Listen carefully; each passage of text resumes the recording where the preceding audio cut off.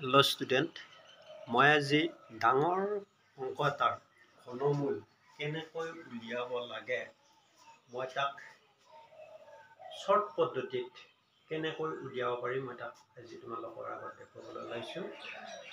আমি তিনিটা নিয়মৰ সহায়ত ঘনমূল নিৰ্ণয় কৰিম। প্ৰথম আমি এই সংখ্যাটোৰ ঘনমূল উলিয়াব লাগিলে ইয়াৰ ঘনমূলটো কিমান হ'ব?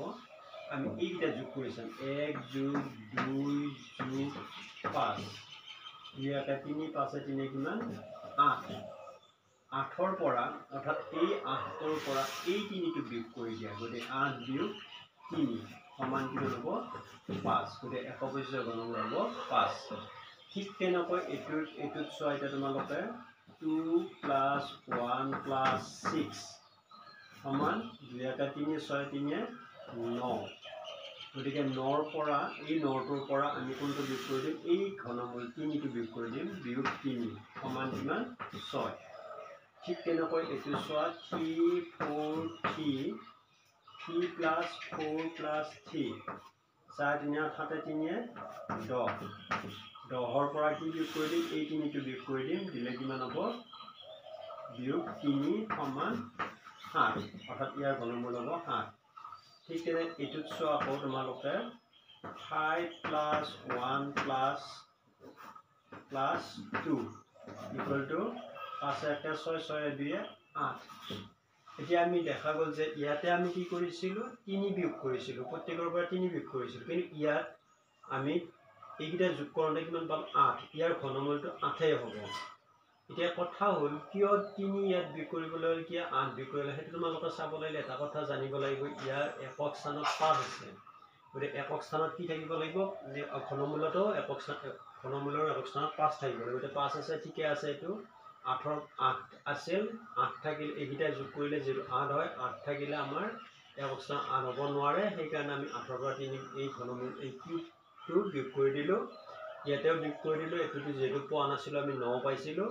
ইয়াতে কিন্তু আমাৰ পোৱা গ'ল। ইয়াতেও 10 পোৱা গৈছিল, নহয় তেতিয়াহ'লে বিয়োগ কৰা হৈছিল।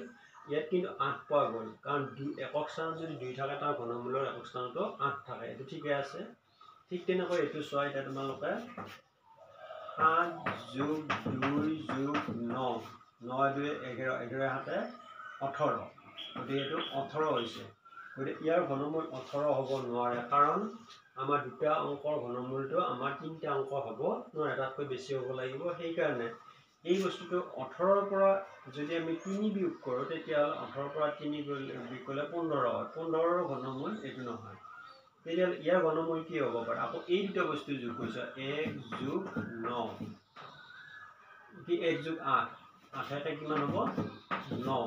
গতিকে আমি জানো ইয়াৰ একক স্থানত 9 আছে। গতিকে ইয়াৰ ঘনমূলৰ একক স্থানত কি থাকিব? 9 থাকিব। তেতিয়াহ'লে আমি এই অংক দুটা যোগ কৰি দিওঁতে 9 পালোঁ। ঠিক তেনেকৈ ইয়াতে আকৌ কি আছে চোৱা 1 যোগ 3 যোগ 3 যোগ 1 3 1 4 4 3 7 1 8। গতিকে এইটো কি হৈছে?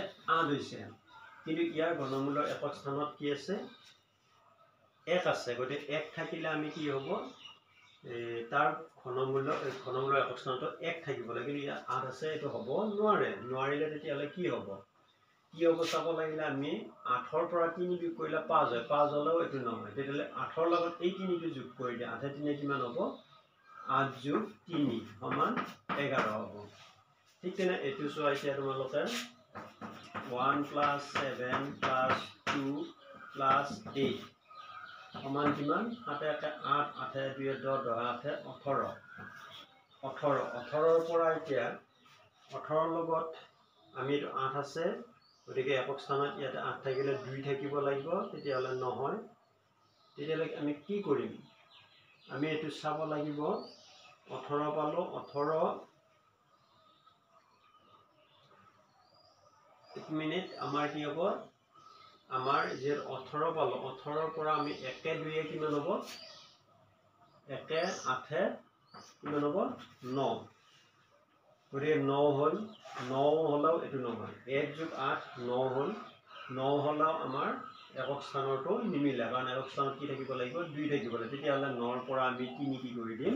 বিয়োগ কৰি দিম। 9ৰ পৰা 3 গ'লে কি 9 লগত 3 যোগ কৰি দিম 9 3 কিমান হ'ব 12 হ'ব ঠিক তেনেকৈ এটো এতিয়া চোৱা 2 যোগ 1 যোগ 9 যোগ 8 2 এটা 3 7 3 10 19 19 91 কিমান হ'ব 10 হ'ব 1 যোগ 9 সমান 10 হ'ব 10 হলে এটোৰ ঘনমূল কি নহয় তেতিয়াহ'লে 10ৰ পৰা ইয়াত কি কৰা 3 বিয়োগ কৰি দিয়া 3 বিয়োগ কৰিলে কিমান হ'ব 7 হ'ব ঠিক 10ৰ লগত 3 যোগ কৰি দিয়া ইয়াতে যোগ কৰিব লাগিব 10 3 কিমান হ'ব 13 3 যদি একক স্থানত 3 থাকে তেতিয়াহ'লে একক স্থানত যদি 7 থাকে তাৰ ঘনমূলৰ একক স্থানত 3 থাকিব গতিকে হৈ গৈছে ঠিক তেনে এইটো চোৱা এতিয়া এইটো কিমান আছে 2 plus 7 plus 4 plus 4 हाथे 2 9 9 4 13 13 4 17 4 4 8 हाथे 2 10 17 গতিকে 17 হল 17 তো আমাৰ 17 ৰ পৰা 3 বিয়োগ কৰিলে কিমান হ'ব 14 হ'ব গতিকে আমি এটা 17 ৰ পৰা কি বিয়োগ কৰি দিম 3 বিয়োগ কৰি দিম কিমান পাম 14 ইয়াৰ ঘনমূলৰ অৱস্থানত 14 ৰাখিব ইঞ্জিনা তাৰ পিছত আৰু মই ইয়াতে দুটা তিনিটা পদ্ধতি ইয়াত দেখুৱা হৈছে এটা হৈছে কি দুটা পদ্ধতি দেখুৱা হৈছে এটা হৈছে আমি কি কৰিছো যোগ কৰি চাইছো যোগ কৰি চালে যদি নহয় তেতিয়াহলে তাৰ পৰা এই বস্তুটো বিয়োগ কৰি দিছো আৰু কোনোবাটোত আমি কি কৰিছো এইটা যোগ কৰি চাইছো সামতে নহলে তিনিটো যোগ কৰিছো আৰু কোনোবাটোত আকৌ কি কৰা হৈছে যিটো সংখ্যা বলে একক আৰু যিটা অংক পাম সেইটাও আকৌ যোগ কৰি দিলে যিটো পাইছো সেইটো পাইছো এনেকৈ ইয়াত আমি দুটা পদ্ধতি আছে মই আৰু এটা পদ্ধতি দেখুৱাম ঘনমূলৰ এই পদ্ধতিৰে মই আৰু দুটামান অংক তোমালোকক দেখুৱাই দিছো চাই লোৱা তোমালোকে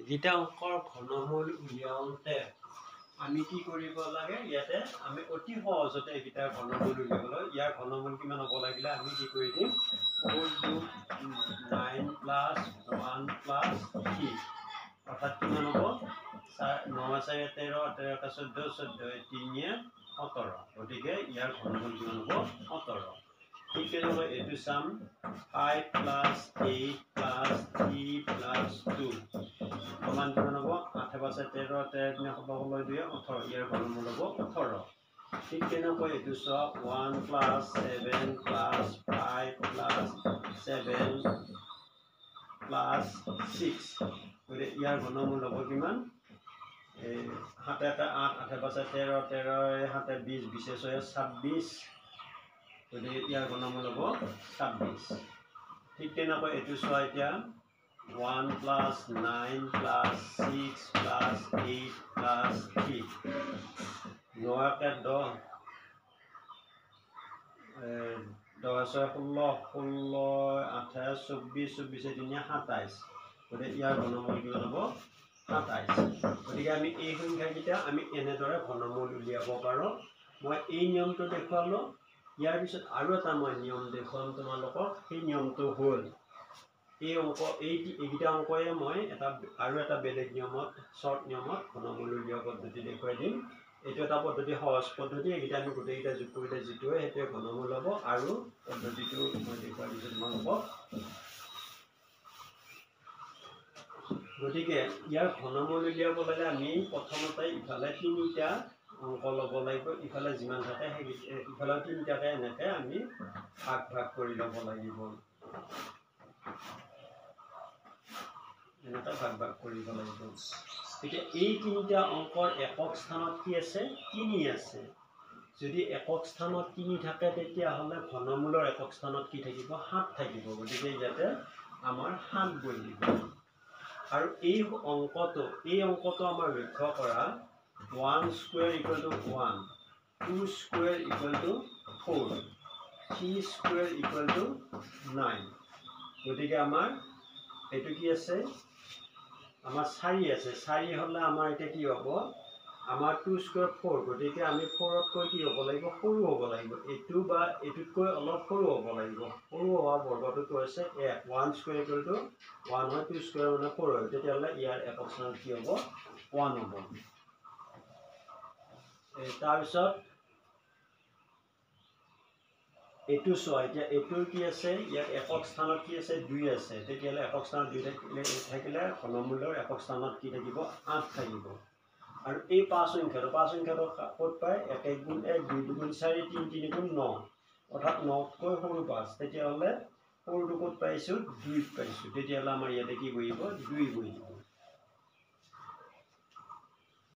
1 মিনিট আমি তাৰমানে প্ৰথমতে কি কৈছিলো এটো কি আছে 1 গতিকে আমি এইটো বস্তু মই অকমান ভুল কৰিছিলো 1 কিউব হ'ব লাগিব 1 কিউব মানে 1 2 কিউব মানে হ'ব 2 গুণ 4 4 গুণ 8 হয় গতিকে আমি এই 4টো ক'ত পাইছো 8তকৈ সৰু তেতিয়াহ'লে 8তকৈ সৰু কোন আছিল 1 সেইকাৰণে 1 বহিছে ইয়াতে এতিয়া 5টো আছে 5টো চোৱা লক্ষ্য কৰা এটো 5 আছে কিমান 1 গুণ 1 গুণ 2 গুণ 4 4 গুণ 8 গতে 8তকৈ 5টো সৰু তেতিয়াহ'লে কোনটো ঘৰত বহিব এইটো ঘৰত তেতিয়া ইয়াৰ একক স্থানত কিমান হ'ব 1 বহিব ঠিক তেনেকৈ এটোটো এতিয়া কি আছে একক স্থানত 6 থাকিলে ঘনৰ একক স্থানত 6 থাকিলে ঘনমূলৰ একক স্থানত কি থাকিব 6 থাকিব এই সংখ্যাটো এতিয়া ক'ত পাম আমি এতিয়া 1 গুণ 1 গুণ 2 গুণ 4 4 গুণ 8 3 3 9 3 9 গুণ 27 হ'ব তেতিয়াহ'লে 17টো ক'ত পাম 27তকৈ সৰু অৰ্থাৎ কাৰ ঘৰত পাম ইয়াৰ ঘৰত পাম তেতিয়াহ'লে কি হ'ব ইয়াতে 2 আছে তেতিয়াহ'লে ইয়াতে কিমান হ'ব 2 হ'ব ঠিক তেনেকৈ এটোত চোৱা এতিয়া আমাৰ এটো কি আছে একক স্থানত 3 আছে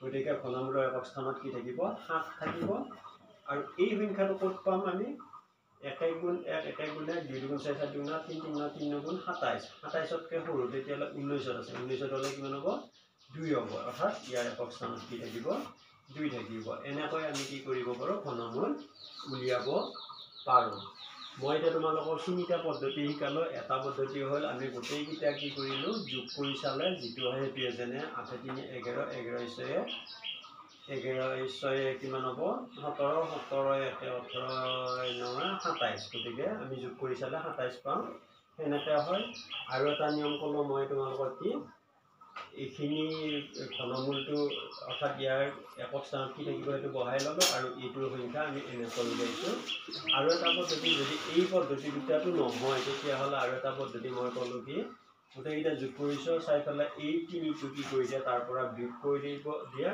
দিলে হ'ব পাৰে আৰু কোনো যদি তেতিয়াও নহয় তেতিয়াহ'লে আমি আকৌ চাম কি এইকেইটা সংখ্যা যোগ কৰি চাই যিটো পাম তাৰ পৰা তিনিটো যোগ কৰি দি চাব পাৰা আৰু সেইটো যদি নহয় তেতিয়াহ'লে এই দুটা যোগ কৰি চালে তাৰমানে কি হয় যিটো পাবা সেইটো হৈ যাব এনেকৈ আমি সহজতে কি কৰিব পাৰোঁ ডাঙৰ সংখ্যাৰ ঘনমূল নিৰ্ণয় কৰিব পাৰোঁ মই এইখিনিতে ক্লাছটো সামৰণি মাৰিম গতিকে তোমালোকে যদি ভাল পাইছা তেতিয়াহ'লে লাইক কৰিবা আৰু লগতে চেনেলটো ছাবস্ক্ৰাইব কৰিবা বুলি আশা থাকিল ধন্যবাদ